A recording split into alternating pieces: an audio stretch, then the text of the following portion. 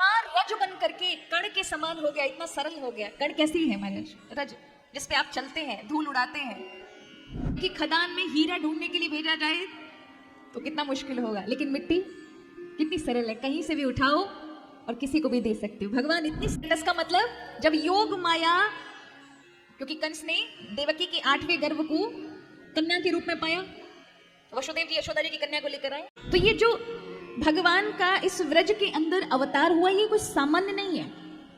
ब्रजवासियों का इतना अगाध प्रेम है, इसलिए वहां व्रज का अर्थ ही है। व्रज शब्द का मतलब क्या है? व्रज, व्र माने ब्रह्मा, ब्रह्म, वह परमात्मा, उसको ईश्वर को हमारे यहाँ शब्द दिया है वेदों में ब्रह्म। क्या दिया है? ब्रह्म। और ब्रह्म जहां रज बन करके कण के समान हो गया, इतना सरल हो गया। कण कैसी है महाराज? रज, जिसपे आप चलते हैं, धूल उड़ाते हैं।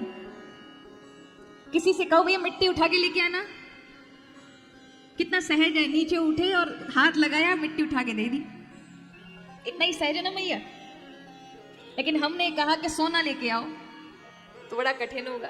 हम कहें कि कोयले की खदान में से हीरा लेके आओ, और भागलपुर वासी तो महाराज यहाँ पर कई खाने हैं कोयले की, हमने सुना है, झारखंड में भी है।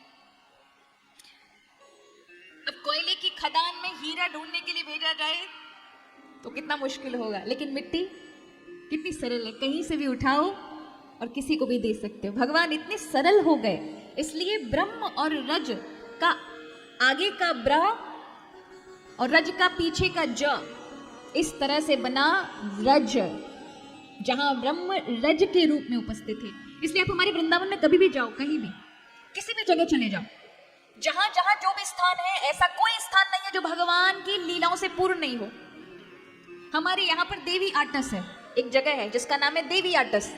देवी आटस का मतलब जब योग माया, क्योंकि कंस ने देवकी के 8वें गर्भ को कन्या के रूप में पाया, वसुदेव जी यशोदा जी की कन्या को लेकर आए, तो वो देखकर कहने लगा ये कन्या मुझे मार डालेगी, ये काल है। और जैसे ही खींच के मारना चाहा तो देवी उसके हाथ से ठिठक कर ऊपर चली गई और अष्टभुजी रूप में हो जाती है।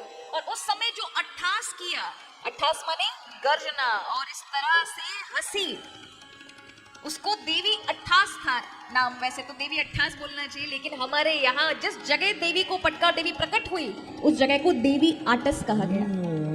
हमारे ब्रज के अंदर एक जगह चौमुहा, ये सब ब्रज के अंदर है। हर जगह जैसे ही आप 10 कदम रखोगे, 50 कदम रखोगे, जहां कोई नगर दिखाई पड़ रहा है वो कहीं ना कहीं भगवान की लीला से पूर्ण है। इसलिए वहां उसी ब्रज, यानी हर एक रज में आपको भगवान ही मिलेंगे।